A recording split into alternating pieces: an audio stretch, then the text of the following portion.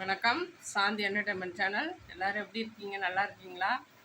தீபாவளிலாம் வந்துருச்சா? பட்டாசு வாங்கியாச்சா? துணிமணிலாம் வாங்கிட்டீங்களா? உங்களுக்கு ஒரு அவேர்னஸ் வீடியோவாக தான் இன்றைக்கி பேச போகிறேன்.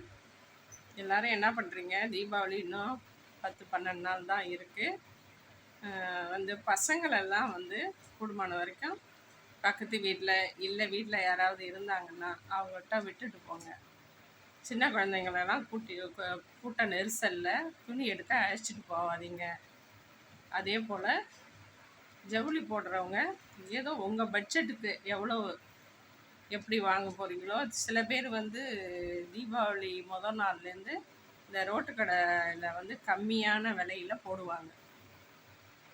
அதை மாதிரி எடுக்கிறவங்களும் ஜாக்கிரதையாக போகணுங்க. ஏன்னு கேட்டிங்கன்னா பவுன்லாம் போட்டிருந்தா கூட கழட்டி வச்சுட்டு கயிறை போட்டுக்கிட்டு போங்க. அதே போல் குழந்தைங்களை தூக்கிட்டு போகிற நிலமை தான், வேறு யார்ட்டையும் விட முடியாது அப்படின்னு இருந்தால் குழந்தைங்களை அவங்க அப்பாட்ட இல்லை நீங்கள் இடுப்பை விட்டு இறக்காமல் ஜாக்கிரதையாக கூட்டிகிட்டு போங்க. காணாமல் போயிட்டாங்கன்னா அப்புறம் அதை அலௌன்ஸ் பண்ணி போலீஸ் மூலிமா நம்ம சிரமப்படணும். அதனால் ஜாக்கிரதையாக போயிட்டு வாங்க. தீபாவளி பர்ச்சேசிங் கூடுமான வரைக்கும் முன்னாடியே போட்டுடுங்க. கூட்ட நெரிசலில் போயிட்டு நீங்கள் எந்த துணிமணி எடுக்கணும்னு நினைக்கிறீங்களோ அதை காட்டவும் மாட்டாங்க. நீங்கள் அதை செலக்ட் பண்ணவும் முடியாது. கூட்டத்தில் நெரிச்சு தள்ளுவாங்க. நகர கூட மாட்டாங்க. கடைகளில் போனாலும் நகர மாட்டாங்க. ரோட்டுலேயும் நிற்க இடம் இல்லாமல் நெரிச்சு தள்ளுவாங்க.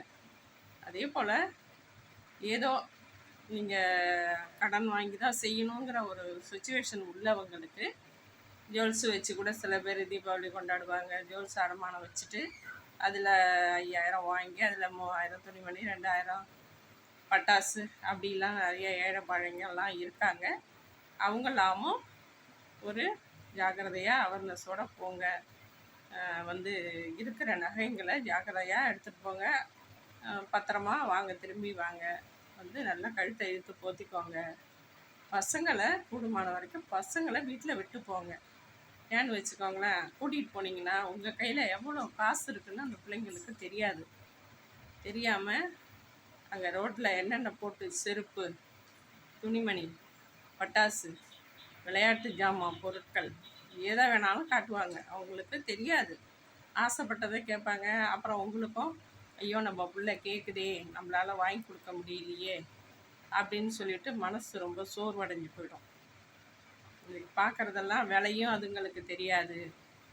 அம்மா வாங்கி தருவாங்களா, வாங்கி தர மாட்டாங்களா, அப்பாட்ட காசு இருக்கா, காசு இல்லையா, எதுவுமே பச்சை குழந்தைக்கு தெரியாதுங்க. அதனால குடும்பம் வரைக்கும் ஸ்கூல் போகிற டயத்தில் காலையில் ஸ்கூலுக்கு அனுப்பிட்டு அந்த டயத்தில் போங்க. கை குழந்தையாக இருந்தால் தூக்கிட்டு போங்க. ஜாக்கிரதையாக தூக்கிட்டு போய் ஜாக்கிரதையாக சேருங்க. பஸ்ஸில் அந்த மாதிரி டவுன் பஸ் ஏறி போகிறவங்களாம் இருக்காங்க. அதில் கழுத்தில் காதில் பவுனு விற்கிற விலை என்ன விலை? 1 கிராம் 11,000 ரூபா விற்கிதுங்க. 1 கிராம் தோடா இருந்தால் கூட காதோடு அறுத்துட்டு போவா ஆள் ரெடியாக இருக்கும். கத்தி போட்டு காதை கூட அறுத்துருவாங்க. தோடை இருக்கிறதுக்கும் காதை இருக்கிறதுக்கும் ரெடியாக இருக்காங்க. அதனால் 1 கிராம் தோடா இருந்தாலும் அதை நம்ம பத்திரப்படுத்திக்கணும். ஏன்னு கேட்டிங்கன்னா நாடு அந்த அளவுக்கு முன்னேறி போயிடுச்சுங்க. கடத்தல், கொலை, கற்பழிப்பு, ஆள் கடத்தல், குழந்தைய கடத்துறது, அதே போல் கொலை பண்ணுறதுக்கும் தயங்க மாட்டேங்கிறாங்க. ஈஸியாக கொலை பண்ணிடுறாங்க. ஒரு மூதாட்டி தனிமையில் இருந்திருக்காங்க. ரொம்ப நாளாக தனிமையில் இருந்திருக்காங்க. அவங்கள்ட்ட கொஞ்சம் பவுனு பணம்லாம் இருந்திருக்கு. அதை நோட் பண்ணிக்கிட்டே இருந்து வீட்டுக்குள்ளே போய் ஏதோ அட்ரஸ் கேட்குற மாதிரி கதவை தட்டி பகல்லே மூதாட்டியை கட்டி போட்டு வாயில் துணியை வச்சு திணிச்சு சாகலை. பாட்டி சாகலை. ஆனால் அதுக்கிட்ட இருந்த பவுனெல்லாம் கழுத்தில் உள்ளது காதில் உள்ளதெல்லாம் கழட்டி எடுத்துகிட்டு யாருன்னே தெரியல போயிட்டாங்க. பாட்டியால் கத்தவும் இல்லை. அப்புறம் சாயந்தரமாக யாரோ போகிறவங்க என்ன ஏதுன்னு கேட்டு அதுக்கப்புறம் கம்ப்ளைண்ட் கொடுத்துருக்காங்க. ஆனால் போனது தான் வராது. அது 3 வருஷம் 4 வருஷம் கழிச்சு அந்த பாட்டியே உயிரோடு இருக்க மாட்டாங்க. அதே போல் பண்டிகை கொண்டாடணும், சந்தோஷமாக கொண்டாடணும், நிம்மதியாக கொண்டாடணும். அதுக்காக நீங்கள் கஷ்டப்படக்கூடாது, கடன் வாங்கக்கூடாது, இருக்கிற நகையை நம்ம மீட்டுடலாம் அப்படின்னு நினைக்கிற அளவுக்கு கடனை வாங்குங்க. நகையும் அடவு வைக்கிறதுனா ஒரு அளவோடு வச்சு வாங்கி நீங்கள் தீபாவளியை சந்தோஷமாக கொண்டாடுங்க. பிள்ளைங்கள் அதே மாதிரி வெடி வெடிக்கும் போது பட்டாசு வெடிக்குதுன்னு சொல்லிட்டு நீங்கள் மத்தாப்பும் வெடிக்கும், புஸ்வானமும் வெடிக்கும். ஏன்னா தயாரிப்பாளர்கள் அதில் கொஞ்சம் மருந்தை கூட வச்சுட்டாங்கன்னா அது எரியும் போது பட்டுன்னு வெடிக்கும்.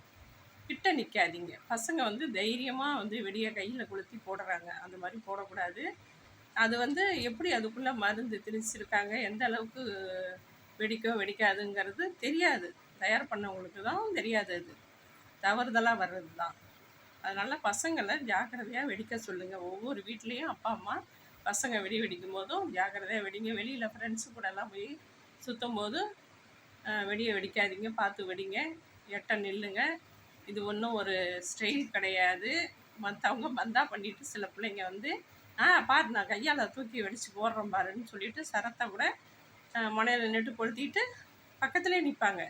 அது பட்டான்னு வெட்டிச்சு செதறி மேலே வந்து சுள்ளுன்னு அடித்த அப்புறம் நவருங்க. அந்த மாதிரிலாம் இருக்காதீங்க. என்ன இதில் வந்து பெருமை வேண்டியிருக்கு? பெருமையே தேவையில்லை. பட்டாசு வெடிக்கணும், சந்தோஷமாக இருக்கணும். புத்தாடை அணிஞ்சு ஸ்வீட் சாப்பிட்டு கோயில் குளத்துக்கு போயிட்டு வாங்க. சினிமாவுக்கு போகிறவங்க போவாங்க, என்ஜாய் பண்ணுவாங்க, எல்லாம் ஓகே. ஆனாலும் எதையுமே பத்திரத்தோட ஜாக்கிரதையோட நிதானமாக நடந்துக்கிறது நல்லது. எல்லாருக்கும் அட்வைஸ் பண்ணுங்கள். வீட்டில் உள்ள பெரியவங்க பசங்கள்கிட்ட அட்வைஸ் பண்ணுங்கள். ஜாக்கிரதையாக வெடிங்க. துணியில் பட்டால் 4 கிழமையும் நல்ல நாளில் பட்டாசு வந்து பொரியோ இல்லை ஒரு ஓட்டை விழுந்துருச்சுனோ மனசுக்கு வந்து பிள்ளைங்களுக்கு சங்கட்டமாக போயிடும். 1000 ரூபா கொடுத்து ஷர்ட் எடுத்து பொத்தல் போட்டுடுச்சு, பட்டாசு வெடிச்சதில் பொத்தல் போட்டுடுச்சுன்னா சங்கட்டமாக போயிடும். அந்த சட்டையை அப்புறம் போடவும் முடியாது. ஏன் காசுலேயே எடுத்து அதை ஓட்டை பண்ணணும்? ஜாக்கிரதையாக வெடிங்க. அதே போல் எண்ணெய் வச்சு குளிச்சுட்டு தலையை நல்லா அதாவது முடி நிறையா இருக்கிறவங்க நல்லா தலையை காய வைங்க. இப்போ எங்கே பார்த்தாலும் காய்ச்சல் வருது. அதுலேருந்தும் உடம்பை காவந்து பண்ணிக்கோங்க. வந்து எண்ணெய் புகைச்சல் வீட்டில் பயங்கரமாக அடிக்கும். ஜன்னல்லாம் திறந்து வச்சுங்க. அது நமக்கு தும்மல் வருது. அதாவது தீபாவளியை சந்தோஷமாக கொண்டாடுங்க. சந்தோஷமாக கொண்டாடணுன்னா எல்லாத்தையுமே நல்ல முறையில் செய்யுங்க. உங்கள் பட்ஜெட்டுக்கு ஏற்ற மாதிரி செலவு பண்ணிங்க. அதிக கடன் வாங்காமல் சந்தோஷமாக செலிப்ரேஷன் பண்ணுங்கள் தீபாவளியை. தீபாவளி வாழ்த்துக்கள் அனைவருக்கும். இன்னொரு வீடியோவில் சந்திப்போம். என்னோடய சேனலை பார்க்குறவங்க, புதுசாக பார்க்குறவங்க சப்ஸ்கிரைப் பண்ணிக்கோங்க. மற்றவங்களுக்கும் ஷேர் பண்ணுங்கள். அப்படியே பக்கத்துலேயே உள்ள பெல்லைக்கானி டச் பண்ணால் தான் நான் போடுற வீடியோஸ் எல்லாமே 1 by 1 வரும். லைக் பண்ணுங்கள். மெயினாக லைக் பண்ண மறந்துடாதீங்க. கமெண்டில் எப்படி இருந்ததுன்னு சொல்லுங்கள். இன்னொரு வீடியோவில் சந்திப்போம். பை.